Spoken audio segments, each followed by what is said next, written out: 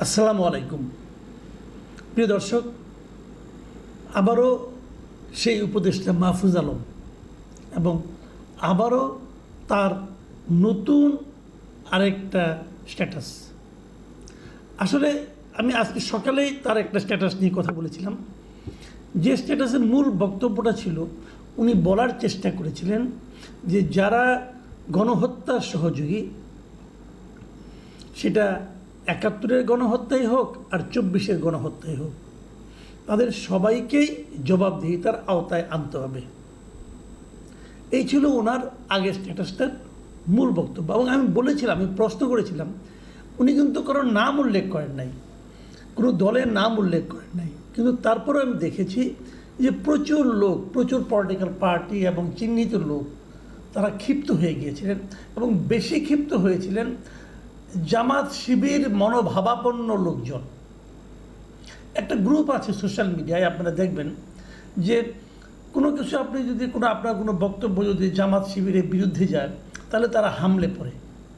এবং হামলে পড়ার সময় এদের, আমি একটা জিনিস বুঝতেই পারি না, জামাতে ইসলামী একটা ইসলাম, তার দলের নামের মধ্যে তো একটা ইসলাম শব্দটা আছে, তো এদের যারা সমর্থক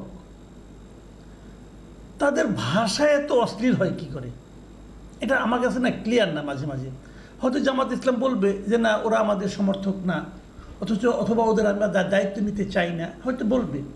কিন্তু যদি তাও হয়, তবু আমি বলবো যে সমস্ত যারা নাকি অশ্লীল ভাষা প্রয়োগ করেন, তাদেরকে আপনাদের যখন তারা আপনাদেরকে সমর্থন করে, অথবা তখন যারা আপনাদের সঙ্গে জিন্দাবাদ বলে, তখন আপনাদেরও বোঝা উচিত, এদের দায়িত্বটা নেওয়া উচিত, আপনাদের এদের বোঝানো উচিত যে অশ্লীলতা, তোমাদের অশ্লীলতার কারণে দল হিসেবে আমাদের বদনাম হয়।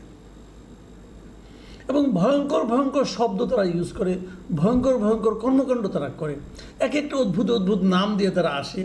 আমার নিজের চ্যানেলেও কিন্তু এদের অনেক রকম আমি কমেন্ট পাই, এবং আমি সেই কমেন্টগুলোতে আবার চেক করে দেখার চেষ্টা করছি কমেন্টগুলো কারা। তাদের ম্যাক্সিমাম কমেন্টে আপনার ফেসবুক যে অ্যাকাউন্টগুলো আছে, ম্যাক্সিমাম অ্যাকাউন্টগুলি ব্লক করা থাকে, এবং যা দু একজনকে পাই তাদের মাঝখানে একটু ঘাটাঘাটি করলে কিন্তু আপনি বুঝতে পারবেন যে কোন ধরনের লোক তারা, কোন ধরনের চিন্তা তাদের মধ্যে কাজ করে, কারা তাদের এখানে ভিড় জমায়, এগুলো কিন্তু বোঝা যায়। তো সেগুলো বুঝেও আমি মোটামুটি একটা ধারণা পেতে শুরু করেছি। যাই হোক, সেগুলি বিষয় না, আমি যে বিষয়টা নিয়ে কথা বলছি, মাহফুজ আলমের কালকের ওই স্ট্যাটাসটার পর এবং ওখানে যে সমস্ত কমেন্ট ছিল, আমি দু একটা কমেন্ট আপনাদের, ভদ্র দু একটা কমেন্ট আপনাদের কালকে পড়ে শুনিয়েছিলাম। অভদ্রগুলি তো আর পড়া যায় না, এগুলি যারা লিখেন তারাই আনন্দ পান, আর কেউ আনন্দ পান কিনা আমি জানি না।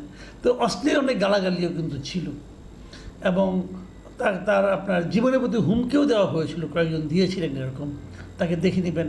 আরেকটা কথা তো আমি বলেছিলাম যে একটা ভিডিও পেয়েছিলাম ঢাকা ইউনিভার্সিটি নাকি, সেটা আমি জানি না, একটা ইয়াং ছেলে চিৎকার করে করে যেভাবে চোখ মুখ রাঙিয়ে, চোখ মুখ ভেঙচিয়ে যেভাবে মাহফুজ আলমকে থ্রেট করছিলেন, ওটা দেখলে আমি হতবাক হয়ে গিয়েছিলাম। যাই হোক, সেটা অন্য হিসাব। আজকে সকালে যে কাজটা হয়েছে, আজকে সকালে মাহফুজ আলম হয়তো একটু উত্তেজিত হয়ে গিয়েছিলেন, হয়তো তাকে কেউ দেখিয়েছেন ওই আগের ওনার কমেন্টগুলো, ওনাকে নিয়ে যে কমেন্টগুলো হয়েছে, এর মধ্যে একটা ঘটনাও ঘটেছে, এটা একটা বড় ঘটনা। সেই ঘটনা হলো, কেউ একজন, আমি আর ওই সমস্ত আলোচনার নাম দিকে যাচ্ছি না, কেউ একটা গ্রুপ, তারা একটা গরু কিনেছে, সেই গরু কিনে গরুর নাম দিয়েছে মাহফুজ, নাম দিয়ে ওটাকে আবার জবাই করেছে। তো এই যে বিষয়গুলো, অশ্লীলতার কোন পর্যায়ে পৌঁছতে পারে, যারা এগুলো করে তারা কি সুস্থ মানসিকতার মানুষ? তাদেরকে আপনি কী বলবেন? তারা এটা কেন বোঝে না যে অস্থিরতা আরেকটা অস্থিরতার জন্ম দেয়? আপনি যদি একজন লোককে কন্টিনিউয়াস ইরিটেট করতে থাকেন, সেও তো একসময় এই ধরনের চিন্তাই করবে, অথবা এই ধরনের প্রত্যাঘাত করারও চিন্তা করতে পারে। সেটা লাভটা কী হবে? হয়তো আপনি জিতবেন, নয়তো সে জিতবে, কিন্তু আলটিমেটলি লাভটা কি? দুজনেই তো ক্ষতি হলো। আমরা একসঙ্গে এক জাতি হিসেবে কেন বেড়ে উঠবো না? যাই হোক, আমি মূল পয়েন্টে আসি। মূল পয়েন্টটা হলো, মাহফুজ আলম আজকে সকালে এটা নিয়ে একটা পাল্টা একটা স্ট্যাটাস দিয়েছেন। সেখানে উনি লিখেছেন যে আমাকে নিয়ে নোংরামি করতেছ, ঝামেলা নাই, ফ্যামিলি টাইনও না, যুদ্ধ অপরাধের সহযোগী রাজাকারেরা, এটা লাস্ট ওয়ার্নিং। আর যে চুপা শিবিররা এই সরকারে পদ বাগাইছো আর বিভিন্ন সুশীল ব্যানার খুলে পাকিস্তান পন্থা জারি রাখছো, তোমরা তোমাদের পূর্বপুরুষ রাজাকার আর দালালদের তুলনায় আরও অধিক ভুগবা। যারা বিতর্কের এবং গালাগালির লিমিট জানে না তাদের আমি সহনাগরিক মনে করি না। পাকিস্তানপন্থীরা যেখানেই থাকবে সেখানে আঘাত করা হবে, আমৃত্যু। এই হলো তার আজকে স্ট্যাটাস। বুঝতেই পারছেন, ভাষা শুনেই বুঝতে পারছেন যে সে উত্তেজিত হয়ে গিয়েছিল। এবং যদি আপনি একটু মন দিয়ে স্ট্যাটাসটা খেয়াল করেন দেখবেন যে বানানেও কিছু মানে এত সব বানানে কিছু ভুলই আছে আমি বলবো। যেমন কোর্স থেকে করেছেন ক র ছয়কার ছে না লিখে লিখতেন দৈত্য ছয়কার সে, এরকম অনেক বানানটা অনেক ভুল আছে। এটা অনেকে রেগে গেলে যে জিনিসটা হয় কন্ট্রোল থাকে না, উনি রেগে গিয়েছিলেন, রেগে গিয়ে এরকম একটা স্ট্যাটাস। এবং ইন্টারেস্টিং হলো স্ট্যাটাসটা দেওয়ার পরে কয়েক মিনিটের মধ্যেই উনি এটা তুলে নিয়েছেন। কয়েক মিনিট, 4-5 মিনিট হতে পারে। কিন্তু এরই মধ্যে যারা আগ্রহী লোক, কৌতূহলী লোক, তারা তো স্ক্রিনশট নিয়ে নিছে। সেই জন্য স্ক্রিনশট এখন আবার ফেসবুকে ঘুরে ঘুরে বেড়াচ্ছে। তো এই স্ক্রিনশটগুলো দেখছে অনেকে এবং অনেকে আবার ওটাকে নিয়েও মন্তব্য করছে। কেউ কেউ বলছে যে কেন তাকে এরকম করা হলো। আমি নিজে বলি আপনাকে, যে কথাগুলো উনি এখানে বলেছেন আজকে সকালে রেগে যাওয়া যে স্ট্যাটাসটা, সেখানে কিন্তু আমি তাকে খুব একটা দোষ দিই না। কেন? যদি কন্টিনিউয়াস কেউ তাকে নিয়ে অন্যায্য নোংরামি কথা বলতে থাকে, নোংরামি কোনো ন্যায্যতা হয় না। আপনি সমালোচনা করতে পারেন, নোংরামি করতে পারেন না।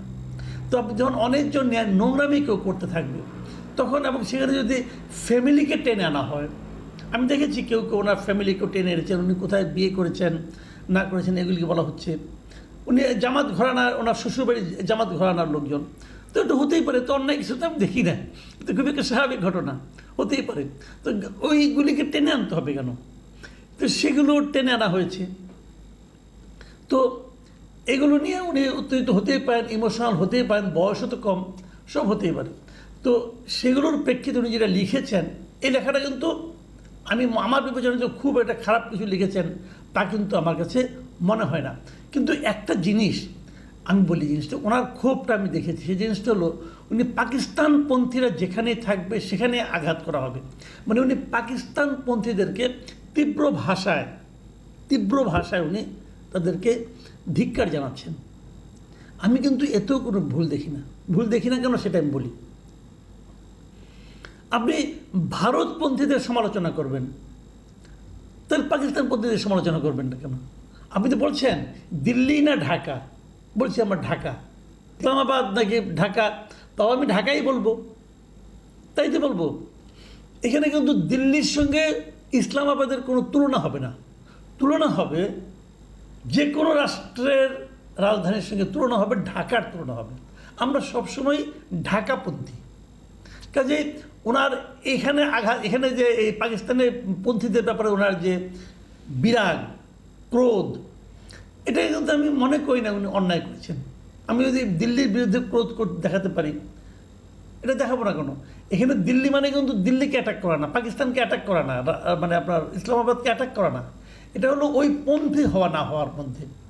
আমার দেশের সার্বভৌম, আমি বাংলাদেশের নাগরিক, আমার দেশপ্রেম তো বাংলাদেশকে কেন্দ্র করেই হবে।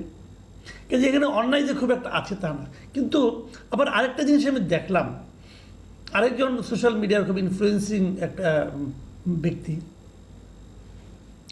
সিরিয়াল মিস্টার জুলকারনাইন শায়ের, তিনি আবার এই মাহফুজ আলমের এই বক্তব্যটা নিয়ে একটা স্ট্যাটাস দিয়েছেন। তিনি লিখেছেন, আমি ওটাও একটু পড়ি, যে আজ সকালে উপদেষ্টা মাহফুজ আলম সম্ভবত ক্ষোভের বসেই একটা পোস্ট করেছিলেন, পরে হয়তো নিজ ভুল বুঝতে পারে সেটা ডিলিটও করে দেয়। মাহফুজের সাথে আমার কখনো কথা হয়নি, পরিচয়ও নেই। মাহফুজের বিভিন্ন পোস্ট এবং বক্তব্য আমার আপনার পছন্দ না হতে পারে, কিন্তু সে কারণে একটা গরুকে মাহফুজের নাম দিয়ে সেটা জবাই করে উল্লাস, প্রচণ্ড কুৎসিত অসুস্থ একটা আয়োজন। মাহফুজের মধ্যে লিডারশিপ কোয়ালিটি যদি না থাকতো তাহলে ছেলেটা এত দূর আসতো না। এই ঘটনার নিন্দা জানাই। এই জুলকারনাইন শায়ের যে বক্তব্যটা, এটা আমি পড়লাম এ কারণে যে কোনো সেন্সিবল লোকেরাই কিন্তু এই ধরনের একটা রিয়াকশান হবে। আমি আরও এরকম অনেক রিয়াকশন আছে, সেগুলো পড়তে পারতাম, কিন্তু সবগুলোর মাঝখান থেকে আমি একটাই পড়লাম, যেহেতু উনি নিজেও একটা পাবলিক ফিগার। তবে ওনার একটা জিনিস আমি বলি, এই যে লিখেছেন যে পরে হয়তো নিজের ভুল বুঝতে পেরে সেটা ডিলিট করে দিয়েছেন, এই জায়গাটা নিয়ে না আমার একটু সন্দেহ আছে। সন্দেহ হলো এখানে আমি তো কোনো ভুলই দেখি না, যে কারণে ডিলিট করেছেন সেটা আমি কিছুটা ধারণা করতে পারি। আমার ধারণাটা হলো হয়তো পারিবারিক চাপ, অথবা আরও পানি ঘোলা না করার যে ইচ্ছা, অথবা আরও মানে বিভেদ তৈরি সৃষ্টি না করার যে মানে আপনার আকাঙ্ক্ষা, হয়তো সে কারণে উনি ডিলিট করেছেন বলে আমার ধারণা। কাজেই ডিলিট করাটা অন্যায় না, উনি এটা ভুল বুঝতে পেরেছেন, এটা আমি আসলে মনে করি না। কারণ যে জিনিসটাকে আমি ভুলই মনে করি না, সেখানে ভুল বোঝার তো কোনো অবকাশ আছে, সেটাও আমার মনে হয় না। যাই হোক, এখন যে জিনিসটা আমি বলতে চাচ্ছি, এটাকে নিয়ে কিন্তু এরই মধ্যে অনেক অনেক নাটক হচ্ছে, অনেকে নানা রকম কথাবার্তা বলছে, তাহলে কি উপদেষ্টা পরিষদের মধ্যে এরকম একটা বিভেদ তৈরি হলো। কিন্তু আমি আবার আরেকটা জিনিসও খেয়াল করলাম যে আসিফ মাহমুদ সজীব ভুঁইয়াও কিন্তু প্রায় মানে মাহফুজের কাছাকাছি আরেকটা পোস্ট দিয়েছেন, সেখানেও সে কিন্তু এই পাকিস্তানপন্থীদের সমালোচনা করেছেন। কাজেই জিনিসটা একটু বুঝতে হবে কি এখানে একটা বড় রাজনৈতিক ইঙ্গিতও কিন্তু আছে। অনেকে মনে করছিলেন যে এই এনসিপি অথবা এই যে বৈষম্যবিরোধী ছাত্র আন্দোলন, এটা বুঝি শিবির নির্ভর অথবা জামাত নির্ভর কোনো সংগঠন কিনা। তাহলে এমনও তো হতে পারে ওরা হয়তো শিবির জামাত নির্ভরের যে বদনাম, সেখান থেকে বেরিয়ে আসতে চাচ্ছে। যদি সেটা হয়, সেটাও খারাপ না, ভালো মন্দ আমি কোর্টে মনে করি না। হতেই পারে, কেউ চাইতেই পারে যে আমরা অন্যের কেয়ারফে থাকবো না, আমরা আমাদের নিজস্ব সংগঠন গড়ে তুলব, এটা হতে পারে। কিন্তু মোদ্দা যে কথাটা, বেসিক যে কথাটা, সেটা হলো গণহত্যার জন্য অনুশোচনা বা ক্ষমা প্রার্থনা বা বিচার করা, সেই দাবিটা কিন্তু ভাই থাকবে। সেই দাবি, আপনি একটা দলকে বিচার করবেন 24-এর গণহত্যার জন্য, আরেকটা দলের জন্য কোনো বিচার হবে না 71-এর গণহত্যার জন্য, যে গণহত্যার মাত্রা 24-এর চেয়ে কয়েকশো গুণ বেশি ছিল। সেখানে ধর্ষণের মতো ঘটনা কিন্তু ঘটেছে।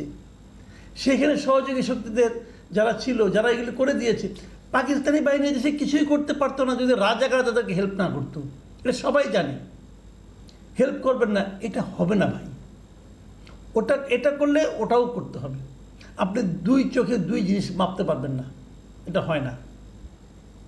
প্রিয় দর্শক, এখন এ পর্যন্তই। আল্লাহ হাফেজ।